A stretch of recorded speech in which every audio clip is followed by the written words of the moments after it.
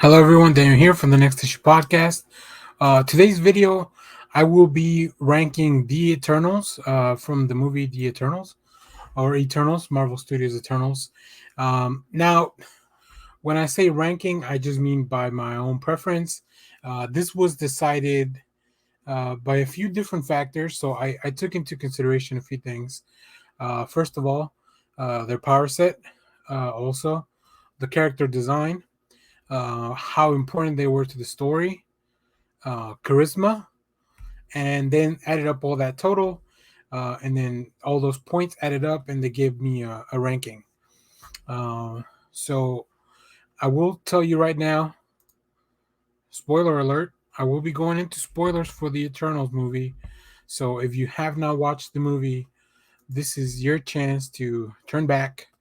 Unless you don't care about spoilers, then we can go ahead and talk about it. So interestingly enough, after tabulating all the numbers, we're gonna start with actually we have a tie for number nine. So there's 10 Eternals. So these would be 9 and 10, but we have a tie at number nine. We're gonna start with Druig, portrayed by Barry Keoghan. Druig is an aloof Eternal who can manipulate the minds of others. Uh, Druig had a pretty, I would say overall, came up with pretty weak scores, except in the charisma factor. So the power set, controlling the and manipulating the minds, I think it's an interesting power overall. But the way it was used in the movie, it kind of sidelined Druid for a long time. So the power set, it came in at two. And this is just the ranking of all of them. So from 1 to 10, I gave them. That's how we came up with these numbers. So the design, it's a one. I think Druid is a pretty, I would say the least standout of the bunch. Story, he gets a number two because there's not a lot of Druid story until there's a few spots, but overall he's not very much part of the story until everything kind of happens.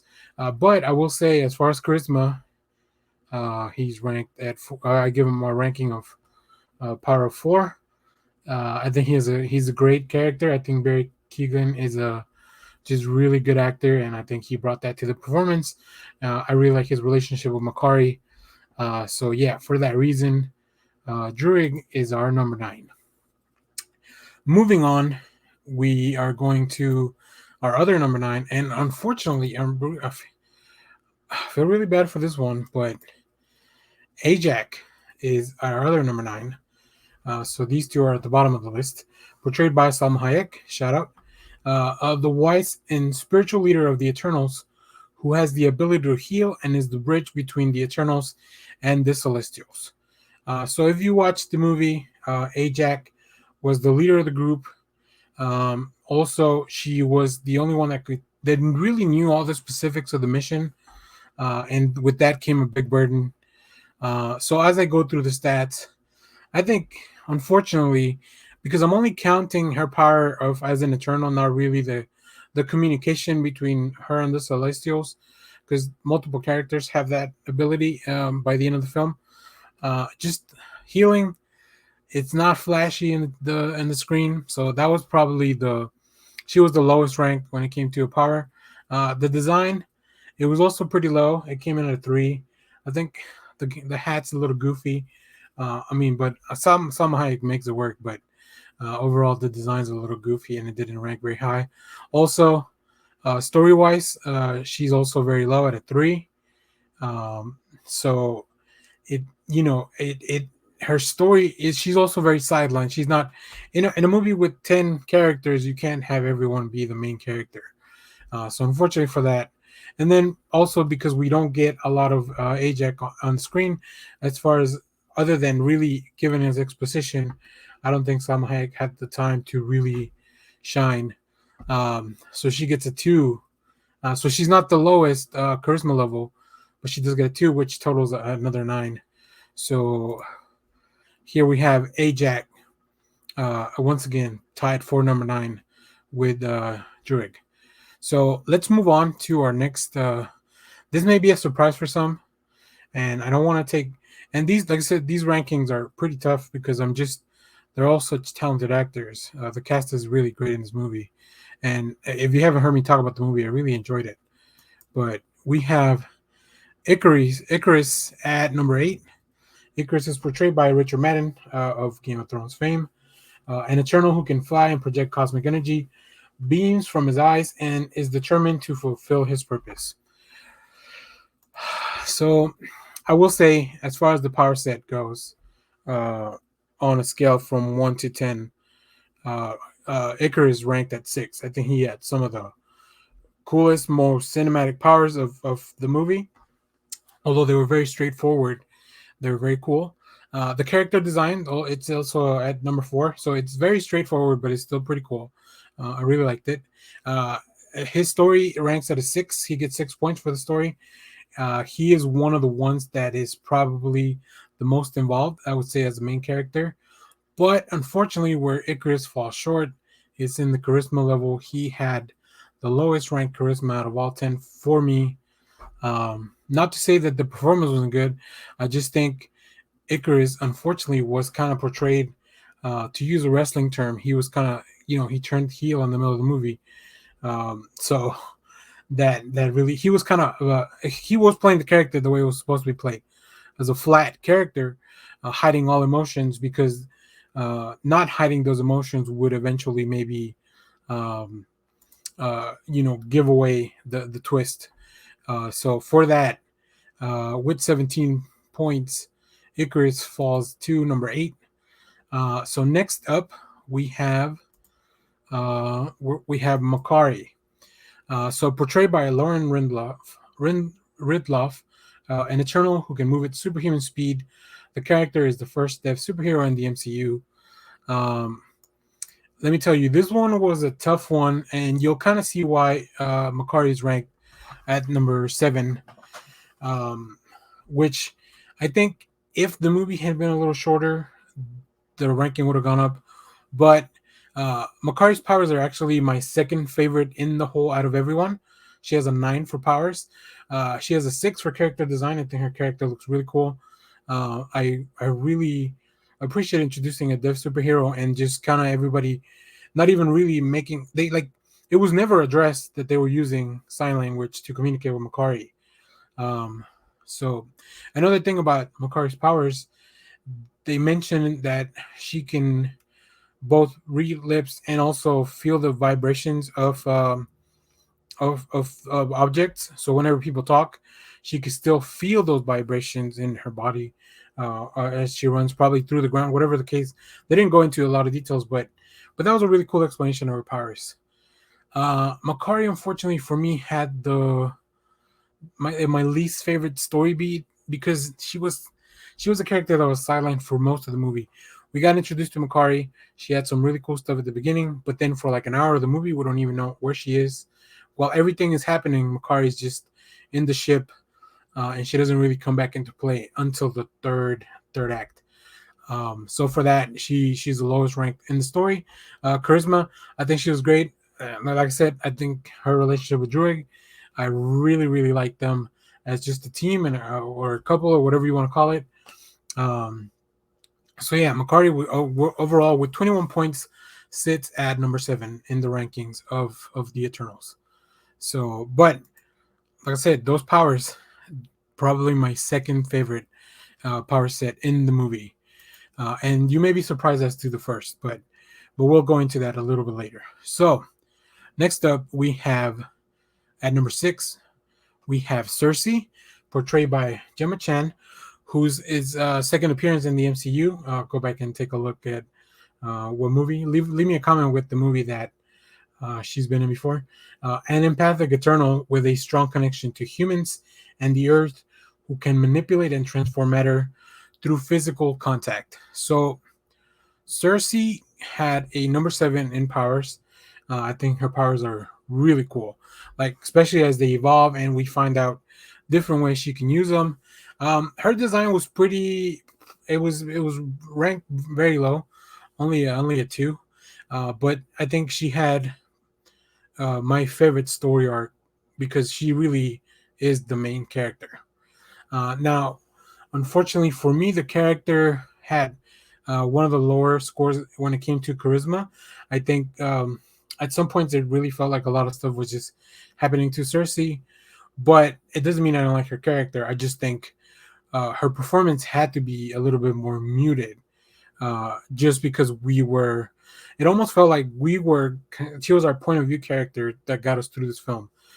So it's harder to, I think, bring out all those emotions when the audience is relying on you. You don't want to tell the audience how to feel, right? So, um, but yeah, overall, great character, really cool power set, really cool design. So at 22 points, Cersei comes in at number 6 in the rankings. So next up, oh boy, I really wish um, he was a little higher, but the numbers are the numbers, and that's what it is. So we have Gilgamesh, portrayed by Don Lee, the strongest Eternal, down by far, like not even a contest. And then he has a deep connection with Athena, who is also a really cool character, but we'll go more into Athena when we get to the ranking. So at number 5, Gilgamesh, his powers, although he's the strongest, there's not a lot to them. It's really just like, he can fight, so that's cool. So it was a little bit on the lower end. On the design, he got a 7 for me. I thought his design was super cool. I love the gloves that come up when he fights. He was also sidelined for a long time. He played more of a secondary role to a different character story. But as far as charisma, I mean Gilgamesh, like he's my second favorite. He just Don Lee, just really really fun. If you haven't seen other movies with Don Lee, like Train to Busan, I highly recommend it. So yeah, at coming in with 23 points, Don Lee ranks number 5 as Gilgamesh. Very cool, very cool character. And unfortunately, I mean, like I said, this is spoilers. We probably won't see any more of this character. Although I guess everyone can come back with some Marvel magic or comic book magic. All right, so next up at number 4, we have Kingo. Kingo, excuse the typo, portrayed by Kumail Nanjiani, who went a physical transformation, if you remember, from a few months ago. An Eternal who can project cosmic energy projectiles from his hands. Enamored with fame, Kingo becomes a popular Bollywood film star to blend in on Earth. So, as you can see in the descriptions, like some of the characters that have a higher story ranking, they have more stuff. So I got all this, like all this information. I got it from the internet, and I just wanted a very simple summary that somebody can word better than I can. So this is all from Wikipedia, to make sure that it's a concise summary that people understand. So as you can see, some of the characters that have a higher story ranking also have more stuff written down for them. So that makes sense, because if you're not really a big part of the movie, then you're not going to have a lot of stuff to summarize. So yeah, going back, Kingo, his powers, they're not the coolest, I don't think. I mean, they look cool cinematically, but they don't seem to be super effective. Yeah, I don't know. They've seemed very straightforward. Although I love seeing Kumail Nanjiani talk about doing the finger guns. That Chloe Zhao just described his powers. Just do finger guns. We'll make it look cool.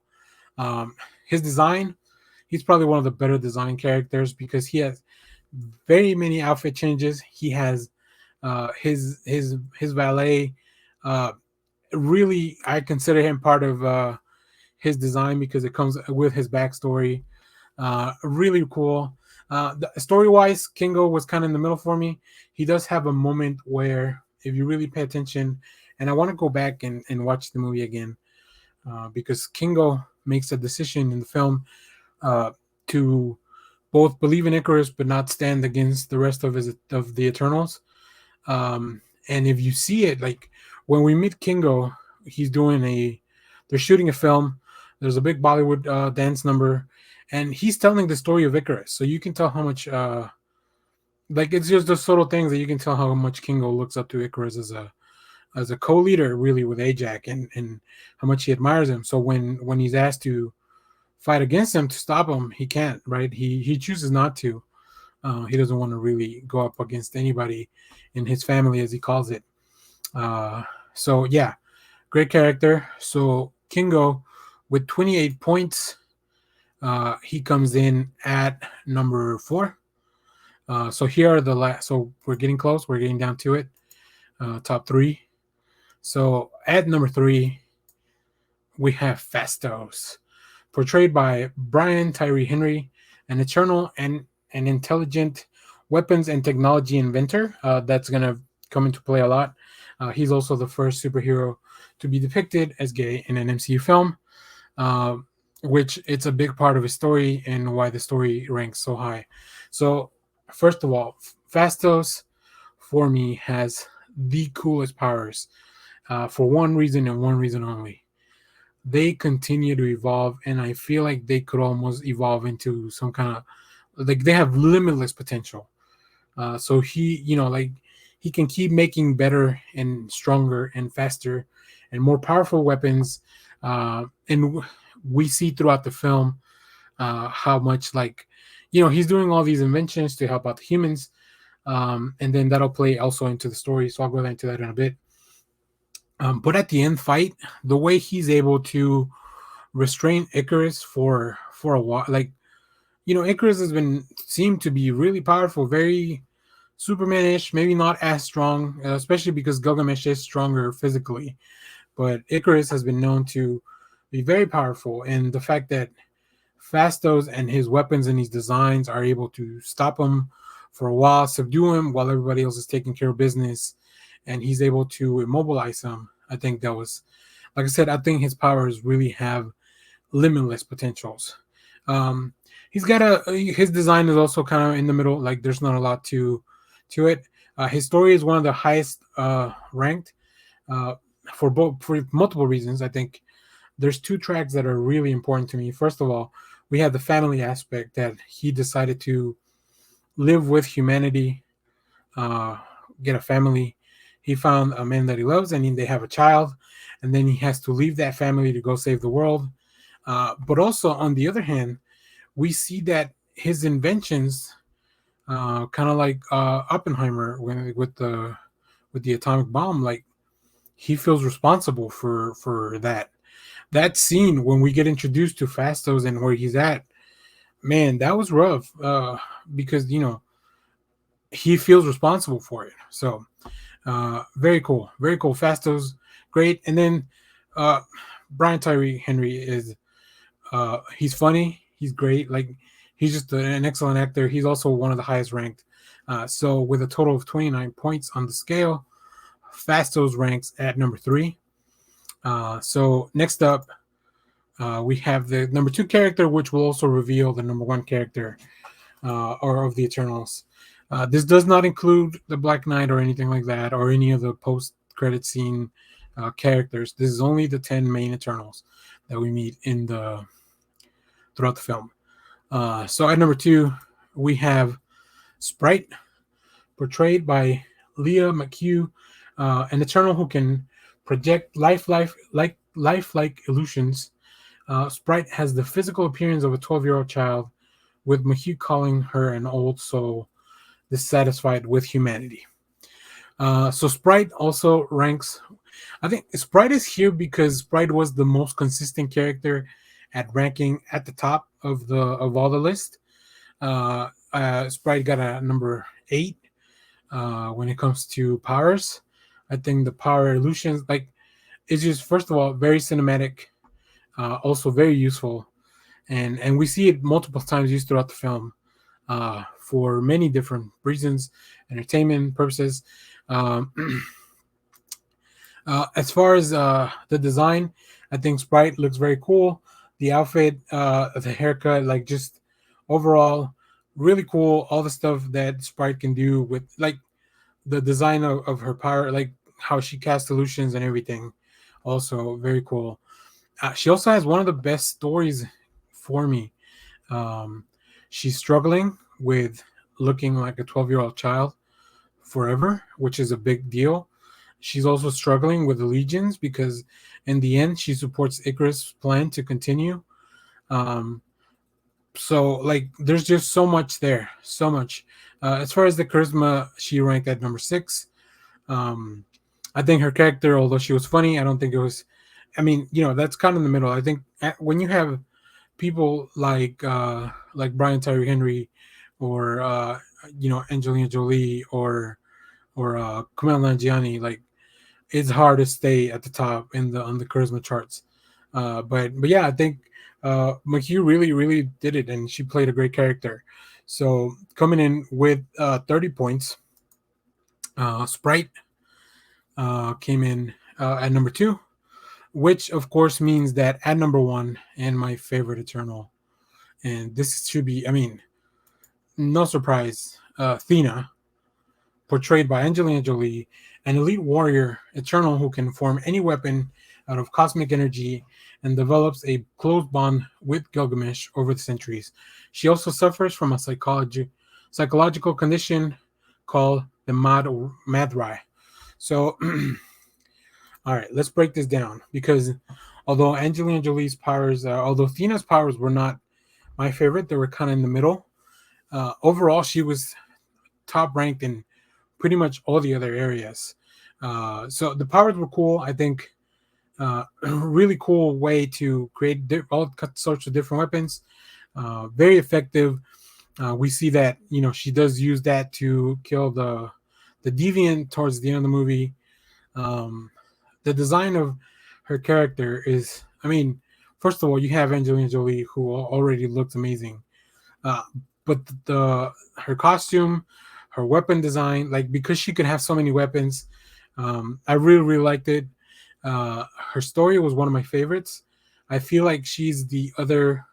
If Cersei was one of the main protagonists, uh, uh, uh, Athena is the second protagonist, like the main protagonist of the B story, I would call it. Um, but unfortunately, she is silent for a little bit with Gilgamesh, but we know that she's dealing with stuff, and throughout the whole film, Angelina Jolie just really portrays that character very well. They're suffering, and what's going on with having to deal with the Mad Rye. And then in charisma, I mean, like I said, this is Angelina Jolie. This is movie star power, and she just brought it to the film. So with 32 points, Athena is the number one ranked Eternal. So yeah, so those are the rankings. Well, let me do a quick recap of everyone, and then we'll go to a quick summary and get out of here. So we have tied at number 9, Druid and Ajax. Then at number 8, we have Icarus. Number 7, we have Makari. Number 6, we have Cersei. Number 5, we have Gilgamesh. Number 4, we have Kingo. Number 3, we have Fastos. Number 2, we have Sprite. And at number 1, we have Athena. Just real quick, I did want to show, I believe in showing your work. So here you can kind of see the rankings. So what I did, each one of them was ranked on a scale from 1 to 10 on every aspect: powers, design, story, and charisma. And then from there, added up all the points. So 10 is the highest, 1 being the lowest. So as you can see, we have a tie here. If I had to break the tie, I would just give it to Ajax, because Salma Hayek, gotta support my people. But yeah, I mean, this was a lot of fun to do. It was a little bit of work, so I hope you guys enjoyed this video. But let me know your rankings of the Eternals. Leave them down in the comments below. If you disagree with me on anything, you can definitely leave a comment. Be cool. Um, and if you haven't watched the movie and you're stuck around, thank you for watching. I really encourage you to go watch this movie. I really enjoyed it. I can't wait to go watch it again. Buy the Blu-ray, watch it at home, show it to everyone I can. So yeah, but thanks for watching, everyone. Remember to share, like, subscribe, hit the bell so you know when we go live. We have a lot of lives, either mini lives for short news, like we just did one for what's going on with the comic book delays. We also had a bigger live with the whole gang for our 400 subscribers celebration. We also have comic reviews.